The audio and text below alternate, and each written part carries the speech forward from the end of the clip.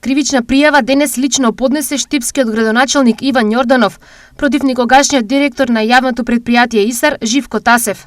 Според Јорданов, причините за тоа се следните. За злоупотреба на службена положба по член 353 од КЗ при набавка на метларка во минатото за основано сомнение за наместен тендер за влијание во јавната набавка во време кога јавното предпријатие било во долг од 5 милиони евра, е набавена нефункционална до ден денес метларка во вредност од 90.000 евра од сомнителна фирма, единствен понудувач на самата јавна набавка, за која што во минатото неколку пати баравме од Министерството за внатрешни работи да го истражи случајот, но затоа што не наидовме на комуникација, еве денес ја поднесувам оваа кривична пријава директно до основното јавно обвинителство. Од СДСМ, пресвет на Јорданов го нарекува спектакл без потреба, потенцирајќи дека од портпарол на своите сопартици денес се појавил во улога на обвинител.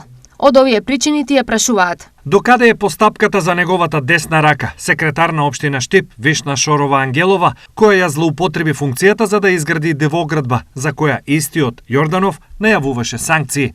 Докаде е постапката за директорката на детската градинка Астибо Мусева? Докаде е постапката за лицето од кабинетот на градоначалникот за злоупотреба на нафта?